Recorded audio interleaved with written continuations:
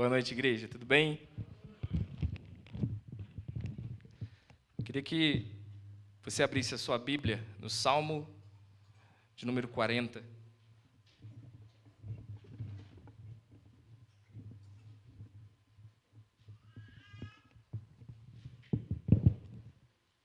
Salmo de número 40.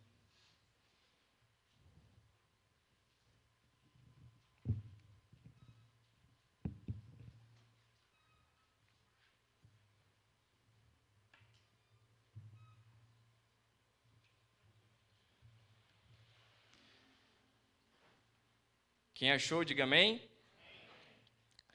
Vamos ler o verso 6 e o verso 7. E ao decorrer da mensagem, a gente vai discorrendo os outros versículos. Pode ser? Diz assim o verso 6. Tu não queres animais oferecidos em sacrifício, nem ofertas de cereais. Não pediste que animais fossem queimados inteiros no altar, nem exigiste sacrifícios oferecidos para tirar pecados. Pelo contrário, tu me deste ouvidos para ouvir, e por isso te respondi: aqui estou, as tuas instruções para mim estão no livro da lei. Vamos orar? Senhor, eu te entrego esse ambiente em tuas mãos, te entrego essa palavra em tuas mãos, peço que o Senhor possa direcionar a nossa mente para acompanhar aquilo que o Senhor já propôs para nós. Nós queremos entender, absorver, nós queremos receber a exortação que vem do Senhor, queremos sair daqui diferentes, queremos sair daqui mais atribulados, mais constrangidos, mais preocupados com a nossa vida espiritual. Não nos permita ficar relaxados, conformados, confortáveis com a nossa área espiritual. Nós precisamos nos arrepender diante do Senhor, que haja arrependimento aqui, que nada possa roubar a boa semente do reino de Deus, que há de ser plantado em nossos corações. Assim eu oro em nome de Jesus. Amém. Nós somos o povo do livro, somos o povo da Escritura. A nossa base de fé vem daquilo que lemos em um livro. E um livro se lê, não é verdade? Um livro foi feito para ser lido. Se um livro norteia a nossa regra de fé, tal livro precisa ser lido, meditado. Amém? E é isso que fazemos. Nós lemos as Escrituras. Lemos as Escrituras aos domingos, lemos as Escrituras nas escolas bíblicas, lemos as Escrituras em nosso discipulado, no Leme, lemos as Escrituras na reunião de mulheres, lemos as Escrituras na reunião de homens. E nesse processo de leitura, nesse processo de exposição da Escritura, nesse processo de hermenêutica, de exegese da Escritura, nós perdemos um sentido da Escritura: a escuta. A Bíblia, por mais que seja um livro, não foi feita para você lê-la. A Bíblia não é um livro para ser lido. Isso parece que vai contra tudo que a gente tem ensinado aqui na igreja. Inclusive, domingo passado, a gente finalizou a pregação falando que você deveria ler mais a Bíblia e mexer menos no celular. Então, a Bíblia não é um livro para ser lido. A Bíblia é um livro para ser escutado. Ainda que a leitura seja importante, a escuta da Bíblia é muito mais. Escutar e ler não são as mesmas coisas. Elas envolvem sentidos totalmente diferentes. Ao escutar, nós usamos obviamente, o nosso ouvido. Ao ler, os nossos olhos. Escutamos uma voz, lemos letras. Escutar é interpessoal. Envolve duas ou mais pessoas falando razoavelmente próximas, a não ser que seja um áudio no WhatsApp, né? Aí ela pode estar distante. Escutar envolve interpessoalidade. Ler envolve uma pessoa com um livro escrito por alguém que pode estar a quilômetros de distância ou até mesmo morto. Quem escuta precisa estar atento a quem fala. Quem lê, não. Um exemplo, quando eu leio um livro, o livro não sabe se eu estou prestando atenção. Mas quando eu estou escutando alguém, esse alguém sabe se a minha atenção está ali ou não. Ao escutar, uma outra pessoa inicia o diálogo. Ao ler, não. Quando eu leio, eu inicio o processo. Eu determino o processo. Eu determino o tempo. Eu determino o momento. Eu determino abrir ou fechar o livro. Na escuta, não. Ou nós escutamos, ou nós não prestamos atenção. Ao escutarmos, quem está falando é quem está no comando, certo?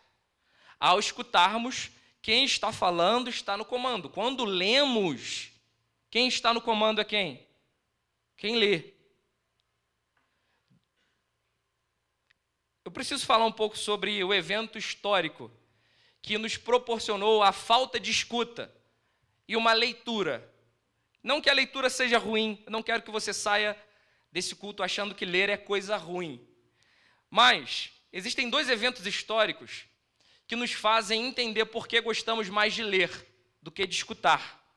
O primeiro evento aconteceu em 1437 e foi proporcionado por Gutenberg, o inventor da imprensa de livros. Os livros, até aquele presente momento, século XV, eram caríssimos. Eles eram feitos à mão, por eruditos, por escribas.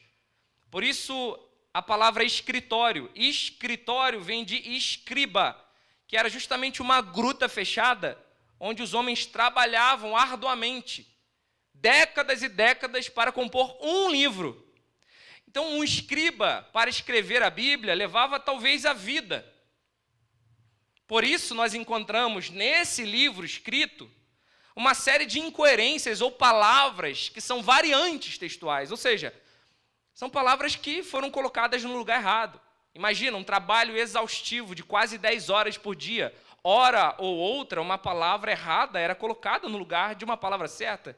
E tudo bem, nós é que temos essa dificuldade, né? Parece que no original não era bem assim. Isso é super normal no processo de escrita. O que eu quero dizer é que o livro, por ser raro e caro demais, não era acessível. Então, como ele era lido? Alguém chuta? Bom, na Bíblia tem um caso interessante. O rei Assuero, quando tinha perturbações noturnas, pedia para alguém ler para ele. Perceba, não era o rei Assuero que pegava um rolo e lia. Ele pedia para os seus serviçais lerem para ele. Porque leitura nunca foi um processo visual. Leitura sempre foi um processo auditivo. Quando João escreve as cartas de Apocalipse, a gente percebe claramente isso. Ele deixa claro isso no capítulo 1. Eu vos escrevo estas cartas para serem lidas em voz alta. A leitura nunca foi um processo individual. A leitura não é um processo onde você vai para o seu quarto e fica lendo o que você quer em silêncio. A leitura, historicamente, sempre foi auditiva, era em voz alta, até por causa da escassez dos livros. O segundo processo histórico que nos faz ler mais e escutar menos se chama educação moderna. Quando a escolaridade surgiu com os gregos, a ideia principal era aprender uma atividade altamente pessoal, realizada por intercâmbio pessoal, por um mestre, por um pai, por um professor. E a relação era de mestre e aluno, de pai para filho, de professor e aluno. Ou seja, escolaridade grega não tem a ver com um professor ditando coisas e fazendo você forçar o teu cérebro a gravar, a ser uma decoreba, como é a nossa escola hoje, moderna, né? Você é obrigado a estudar coisas que você não quer e você é obrigado a decorar coisas que você não tem interesse. Escola não era assim. Escola era um processo quase de discipulado. Era uma relação pessoal do professor com o aluno, do pai para com o filho. Isso era educação. Hoje, educar é o quê? Uma pessoa falando para 30 pessoas como aqui agora. E vocês estão achando que estão aprendendo alguma coisa. Isso não é uma relação de escolaridade clássica. Essa escolaridade é uma escolaridade moderna. Então, esses dois processos históricos fazem com que a leitura seja mais lida do que ouvida. Pois bem, se a leitura que fazemos nas EBDs, nas reuniões de homens e mulheres, nas nossas pregações de domingo, nunca chegam à escuta, será que nós estamos aprendendo de verdade?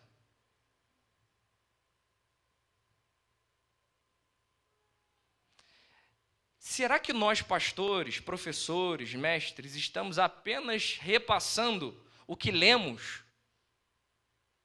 Será que os nossos professores de seminários de teologia estão apenas ensinando o que leram, não o que escutaram? Porque são coisas diferentes? O salmista diz no verso 6, pelo contrário, tu me destes ouvidos para ouvir. É muito intrigante ler esse Salmo 40, gente.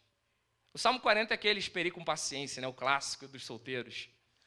Mas eu não quero entrar na solteirice do Salmo, eu quero falar sobre o verso 6. E o verso 6 é o seguinte, o salmista dizendo assim, pelo contrário, você, Senhor, me deste ouvidos para ouvir. É intrigante que nenhum tradutor até hoje conseguiu expressar o sentido hebraico dessa frase. Nenhuma Bíblia, seja NVT, seja NVI, seja NAA, seja Almeida 21, enfim, nenhuma Bíblia, nenhuma tradução conseguiu transportar o sentimento real do salmista, que é Azenahim Caritali. Azenahim Caritali, que significa, literalmente, cavastes ouvidos em mim. Então, assim, é diferente de me deste ouvidos para ouvir, ou abriste, ou sei lá, aguçaste a minha audição para ouvir. Não, o texto hebraico, Azenahim Caritali, é Senhor, tu cavastes ouvidos no meu crânio. É isso que o salmista está querendo ensinar. Imagina uma cabeça sem ouvidos. Tenta imaginar uma cabeça com lisura aqui, com pele. Hã? Máscara não tem ouvido? Pensa no Máscara. O salmista está se vendo assim. E não só se vendo assim, ele está representando o povo de Israel assim. Ele está dizendo, nós éramos como uma cabeça lisa sem ouvido, mas o Senhor cavastes ouvidos em mim. Mas espera aí, gente. Como eles estão cultuando sem ouvidos? Como eles estão cultuando sem ouvir de Deus? Como é o processo religioso de Israel aqui em questão? Eles estão ofertando, porque o texto começa dizendo assim, o Senhor não quer apenas ofertas de animais, o Senhor não quer apenas sacrifício, ou seja, fato é, o povo estava cultuando com sacrifício, ofertas, liturgia. Como esse povo então está cultuando? Com base no que leu. Com base no que leu aonde? No que leu em Êxodo, no que leu em Levítico, por exemplo. Então a metáfora do salmista ocorre em meio a um contexto ativista religioso. Eles estavam em atividade, religiosamente falando. Eles estavam acostumados a fazer cultos.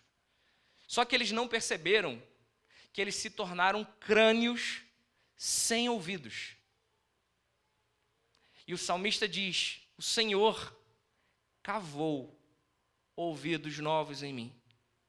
O resultado disso é um processo onde o culto não é mais assistido, onde um culto não tem mais espectadores. O culto agora se torna prestado, porque o ouvido foi dado a um povo para ouvir o Senhor. Olhos que liam Êxodo, que liam Levítico, se transformaram em ouvidos. Eles não precisavam de olhos, porque eles sabiam ler muito bem. O ritual sacrificial hebraico tinha um livro certo. Mas não tinha a vida certa, não tinha a prática certa, não tinha o coração mudado. E o ritual evangélico? Tem o livro, tem o culto, tem as pessoas, tem o Deus. Mas será que nós nos tornamos crânios sem ouvido, sem escuta? Estamos apenas lendo textos mortos que não expressam vida mais? Eu vou dizer algo para vocês que vai chocar a realidade de vocês. Eu tenho muita crise como pastor. Na verdade, a minha maior crise como pastor é olhar para isso aqui agora e imaginar, não foi isso que Cristo imaginou se tornar a igreja. Um lugar alto, onde uma pessoa apenas fala e todas as pessoas ouvem.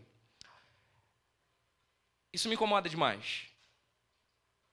Pregação não tem nada a ver com o que eu estou fazendo aqui agora. Eu preciso reconhecer isso. Eu preciso reconhecer que pregação, no período primitivo, não tem nada a ver com uma pessoa falando e todo mundo ouvindo, que é o que está acontecendo agora. Você pode estar aqui apenas assistindo um espetáculo.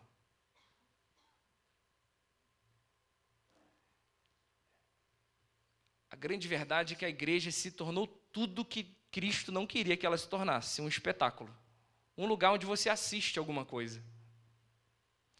No período primitivo, por exemplo, havia oferta, no período primitivo havia louvor, mas na hora da ministração da palavra, o orador explicava o texto e abria a conversa.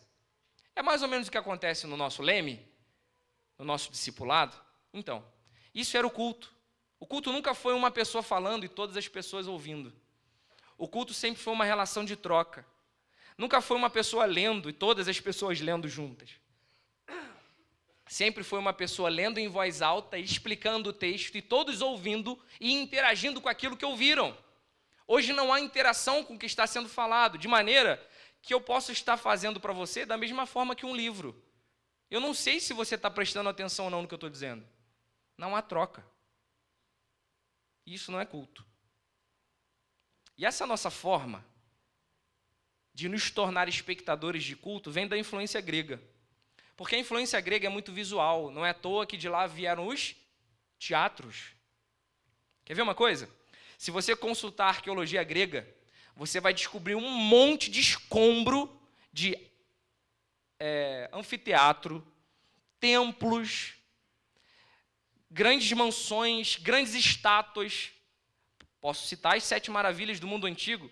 A grande pirâmide de Gizé, o mausoléu de Alicarnasso. São todas coisas visuais. A gente pode falar do templo de Artemis, a estátua de Zeus, o jardim suspenso da Babilônia. Ou seja, os antigos eram muito visuais, mas o judaísmo nunca foi visual. Não é à toa que se você estudar arqueologia judaica, você não acha quase nada visual. Tipo, você não acha um escombro de um monumento judaico. Tirando, obviamente, o Muro das Lamentações, que é parte do templo, do segundo templo. Ou seja, o judaísmo nunca foi visual. O judaísmo sempre foi auditivo. Então, os judeus, eles não assistem culto. Uma das formas dos judeus prestarem culto é a partir daquilo que ouvem. Não é à toa que existe uma tradição oral dentro do judaísmo que é passada de pai para filho. A Bíblia, praticamente, o Antigo Testamento e a Torá, são passados de pai para filho oralmente, verbalmente, só no processo de escuta. Então, isso aqui pode ser um monte de coisa. Isso que está acontecendo agora, nesse domingo, pode ter um monte de nome. Mas o que está mais longe de ser um culto. Isso aqui está muito longe de ser um culto bíblico. Muito longe. Porque o culto não é, repito, um lugar onde uma pessoa, num lugar alto, com uma voz de comando, persuadindo um monte de gente a acreditar no que o orador está falando. Não. O culto é um lugar onde a palavra é ouvida, sentida e expressada voz por voz. Vocês não estão falando nada. Isso não é culto. Vocês não têm noção da frustração que eu tenho ao ver isso, ao perceber o que a igreja tenho se tornado. Eu, às vezes, dou uma passeada com o meu olhar, quando eu estou ali no canto, na hora do louvor, e eu percebo, cara, Senhor, me perdoa pela igreja que nós estamos criando. Isso não é uma igreja. Isso pode ser qualquer outra coisa, menos uma igreja. Isso pode ser qualquer outra coisa, menos um culto. Porque é um processo de espectadores. Vocês estão apenas olhando, observando. O que vocês vieram ver nesse lugar? O que vocês vieram ver aqui? Se existe algo de importante que vocês vieram fazer aqui, é ouvir o Senhor, não assistir a alguma coisa. E eu confesso que, às vezes, a modernidade implica na questão do processo cultico, porque a gente cria alguns artifícios para que a igreja seja muito visual, sabe? Igual, a gente está fazendo aqui uma luz apagada, paredes pretas, a gente está usando de um apelo que os gregos usavam do teatro. Ambiente escuro, tudo negro, e a luz focal em alguém que está falando.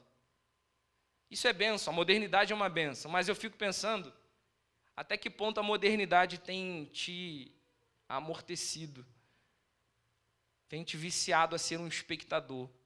Porque o que o Jean falou aqui faz parte do que era o culto primitivo. Nunca existiu ministério de louvor. A expectativa de Deus sobre esse culto de hoje era ver um monte de sacerdote ministrando a Deus. Mas o que ele enxerga é apenas 5 pessoas gritando no altar e mais de 100 pessoas expectando alguma coisa. A vontade que dá é de fechar a igreja, gente, de verdade. Porque isso não é novidade o que eu estou dizendo. O que eu estou dizendo aqui a gente já vem falando há quantos meses? Então, com o milagre precisa acontecer? Cavastes ouvidos em mim. O milagre que você precisa não é a sua casa própria. O milagre que você precisa não é um namorado. O milagre que você precisa é permitir que o Senhor cave no teu crânio novos ouvidos. Porque você não está ouvindo nada. Pelo menos se ouvisse, a gente perceberia uma evolução, uma mudança, novos frutos. A partir então do milagre, de ouvidos recém-cavados na cabeça, aí sim ouve-se a voz daquele que é o nosso amado. E aí acontece um outro processo, que é o verso 7 do Salmo 40. E por isso respondi, aqui estou. Olha só, gente. Por isso respondi, aqui estou. E as tuas instruções são para mim. E elas estão no livro da lei. Eu tenho prazer em fazer a tua vontade. Ó, meu Deus, guardo a tua lei no meu coração. Ou seja, quando Deus cava novos ouvidos, aí sim nós respondemos. Aí sim respondi. Estou aqui, Senhor, e guardo as tuas instruções. Percebam, um milagre precisou acontecer no culto de Israel. Deus cavar novos ouvidos na comunidade. A partir daí, então, o texto diz, por isso respondi, aqui estou eu, guardo as tuas instruções para mim. O ato de ler se tornou o ato de escutar. Descobre-se, então, que o livro tem voz. O livro tem uma voz dirigida ao leitor que está aí sentado. E aí o leitor diz, as tuas instruções são para mim. Olha isso, gente. Deus não fala a partir de profeta. Profecia é uma das formas. Deus está falando a partir da sua palavra. O tempo inteiro. Sabe por que você consulta profeta? Porque você perdeu o hábito de escutar a Deus. Você não ouve Deus. Você precisa de um intermediador dizendo coisas para você. Por isso você procura a profetada. A Bíblia não é palavra escrita. A Bíblia é palavra falada. Só que nós podemos olhar esse livro e apenas lê-lo. Escrita. Mas ele foi feito para ser ouvido. Não é à toa que uma das definições de Jesus na Bíblia é palavra de Deus. O texto diz que ele é a palavra de Deus. João diz que ele é a palavra encarnada de Deus. Então as palavras no papel, que eram lidas apenas pelos olhos dentro de Israel, agora passam a ser ouvidas pela comunidade. E aí elas invadem o coração. E aí tem o verso 9. Senhor Deus, na reunião de todo o teu povo, eu contei a boa notícia que tu nos salvastes.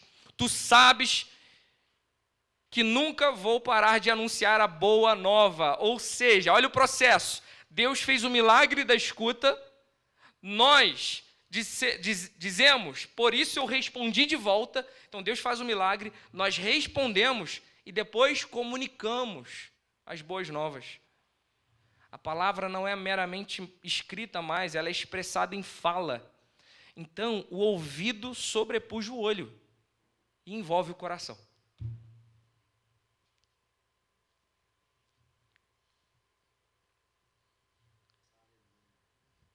Esse livro é o único livro que você não deve ler na sua vida. E por não escutá-lo, você não discerne que voz é a voz de Deus.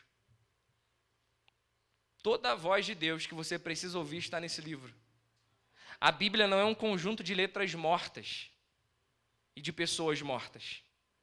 A Bíblia é um conjunto de palavras vivas, ditas por pessoas mortas. Então perceba, agora você entende o que Paulo chama de letra assassina. Paulo diz que a letra mata. E aí o ignorante vai chamar isso de teologia. Estudar teologia é ser morto, porque a letra mata. Não, ignorante. O que mata é você apenas ler o livro e não escutá-lo. É quando o livro se torna apenas letra. E quando ele é letra, você até confecciona a teologia.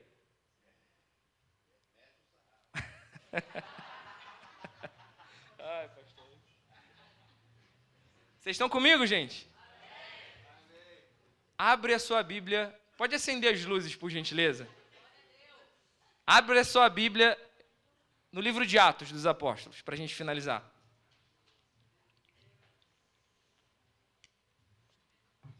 Atos, capítulo 8, versículo 26 e 31. Eu quero que você acompanhe textualmente. Mas esse texto vai se transformar em alguma coisa. Amém? Vamos lá. Atos 8, verso 26 ao verso 31.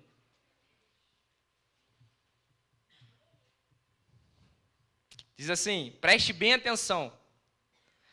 Você não é um espectador, você precisa ler comigo para que essa leitura, que é letra, se transforme em palavra ouvida, ok? Vamos permitir que o Senhor fale com a gente? Sim ou não? Já está falando, né?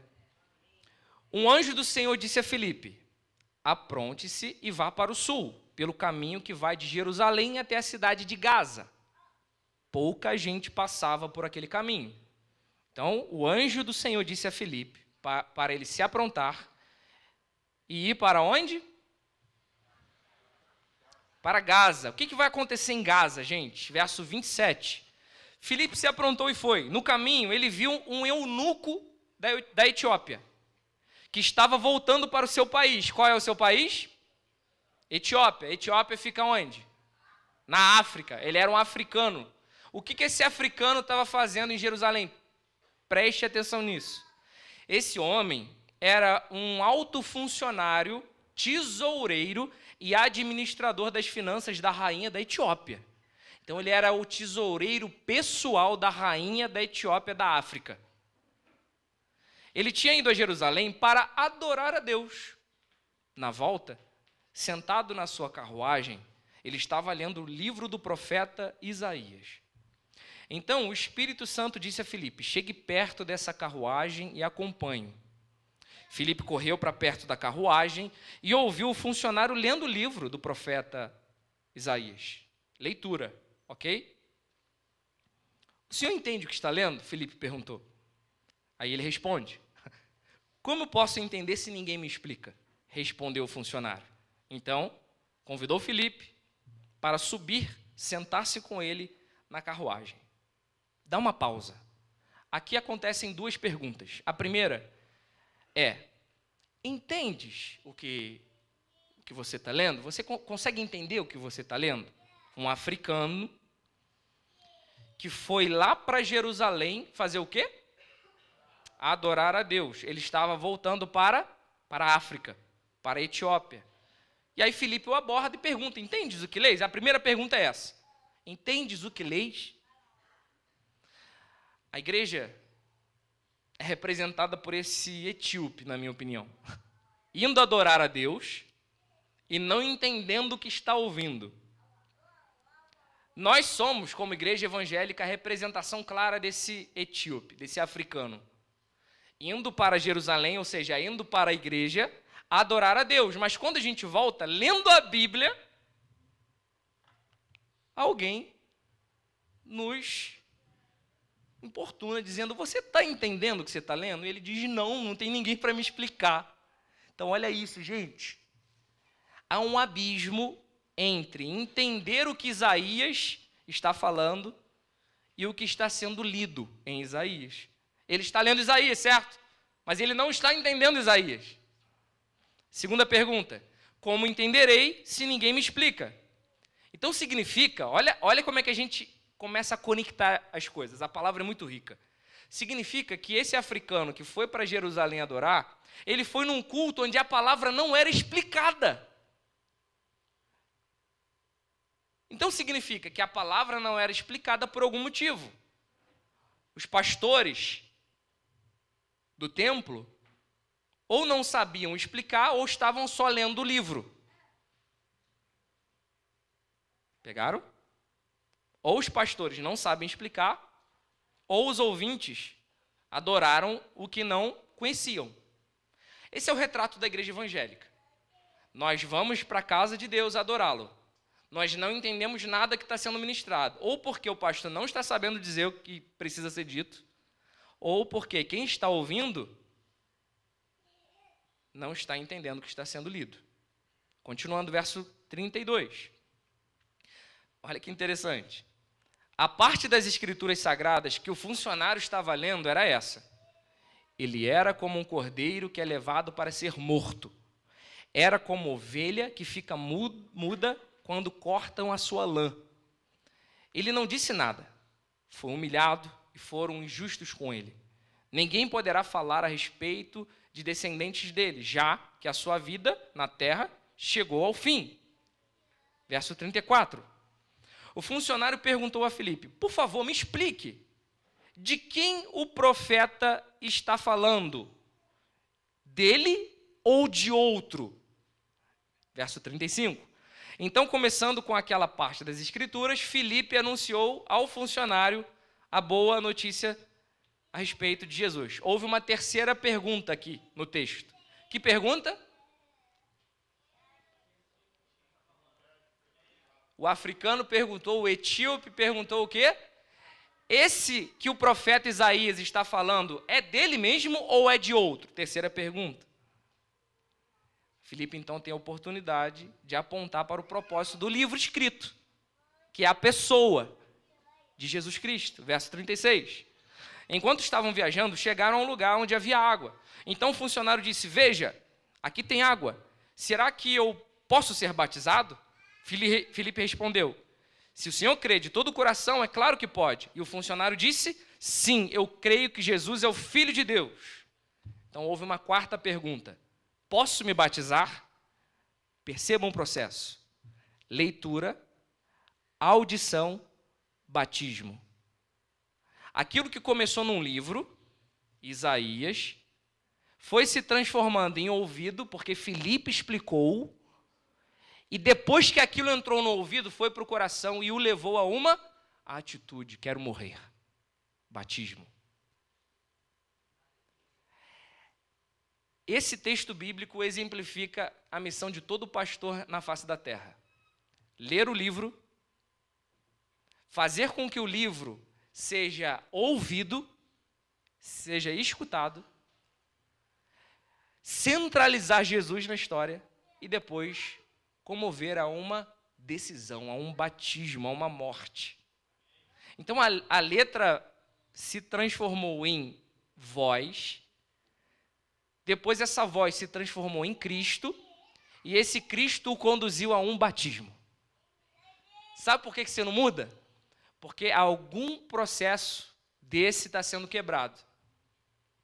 Talvez você seja como etíope, esteja indo no culto de Jerusalém, ouvindo e não entendendo. Por quê? Está sendo mal explicado, ou porque você mesmo não está conseguindo entender. Então você precisa de um discipulador, Filipe. Filipe vai explicar para você que aquilo que está escrito não é só letra, é voz, é som. A partir daí você vai dizer, é sério? Filipe então vai apontar para o caminho de Cristo e depois vai conduzi-lo ao batismo. Por que o batismo é uma evidência de um salvo? Porque o batismo é uma atitude pública daquilo que aconteceu dentro. Um cristão que nunca batizou nunca foi um cristão. Nunca foi. Não existe um cristão que não se batiza. Porque o batismo é a confirmação pública de que aquele livro, que era uma letra, se transformou em voz e depois entrou no coração. E depois que entrar no coração, aquilo o levou a uma morte. Batismo. Se coloque de pé, por gentileza. Queria chamar o Ministério de Louvor.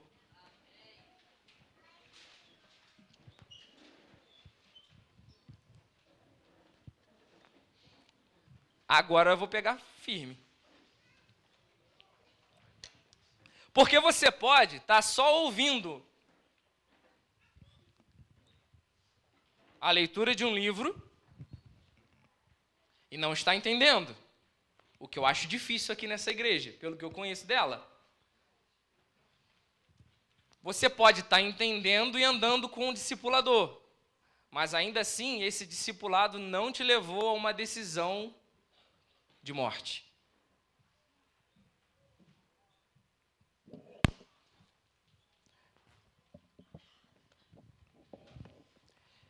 Eu quero ouvir a voz de Deus. Eu quero ouvir aquilo que o Senhor tem para mim. Tudo que o Senhor tem para você já foi exposto em um livro. Só que você está tentando ler o livro. Você não consegue escutar o livro. Ler a Bíblia não é um processo só de leitura, é um processo de audição, do qual o próprio autor do livro está falando. E quando ele fala isso, revela um batismo. Talvez você já seja batizado, mas aqui o batismo pode ser simbólico, uma atitude de morte. Você deve morrer para algumas coisas ainda. Tiago, o que faz eu morrer? Uma oração? Não. Tiago, o que faz eu morrer? Ir à frente e aceitar Jesus como Senhor e Salvador? Não. Aliás, vir à frente e aceitar o Senhor Jesus não tem nada a ver com confissão pública. Confissão pública é batismo. Ponto. Ah, eu preciso ir à frente. Você não precisa vir à frente. Eu preciso aceitar Jesus. Não, você não precisa aceitar Jesus, até porque você não aceita. É Ele que te aceita.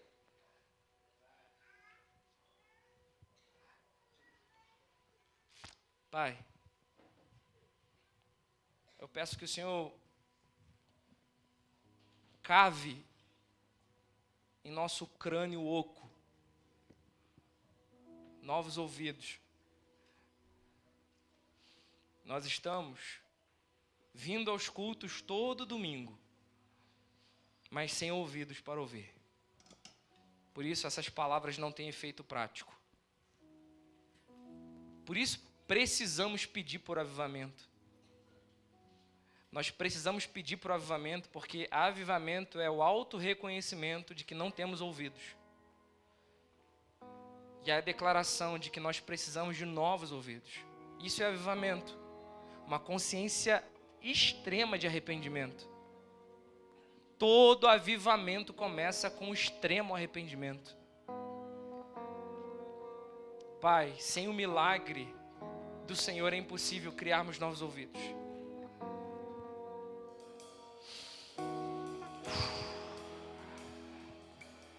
Ah, Senhor, nos perdoa, porque nós estamos criando um ambiente para o Senhor ser lido e não ouvido. Nós estamos criando um ambiente para tocar músicas para pessoas. Ah, Deus, acaba com essa visão de igreja. Nós não queremos mais viver isso, Senhor. Nos ensina onde devemos caminhar para quebrar esse protocolo. Nós estamos cansados de ficar gritando para as pessoas levantarem as mãos. Nós estamos cansados de ficar gritando para as pessoas repetirem alguma coisa. Dê novos ouvidos a essas pessoas, Senhor. Dê novos ouvidos a nós, Senhor, a nossa igreja, aos ministros dessa igreja. Existem irmãos que estão ministrando sem ouvir de Deus. Existem irmãos pregando sem ouvir de Deus. Existem irmãos cantando sem ouvir de Deus, apenas lendo letras. Nós não queremos ler letras. Nós queremos ouvir uma voz. E a voz é a voz do Senhor. Isso é avivamento, Senhor. Avivamento é o Senhor arrancar fora esses ouvidos que temos e nos dar novos ouvidos. Aviva, Senhor. Aviva-nos, Senhor. Faz com que nós ouçamos o Senhor. Nós queremos te ouvir. Realiza o milagre da escuta nessa igreja. Que não seja a voz de um pastor, de um ministro, mas que seja a voz do Senhor. Comece a palestrar individualmente, Senhor. Sim, dê novos ouvidos agora. Novos ouvidos para ouvir. Sim, agita, Senhor.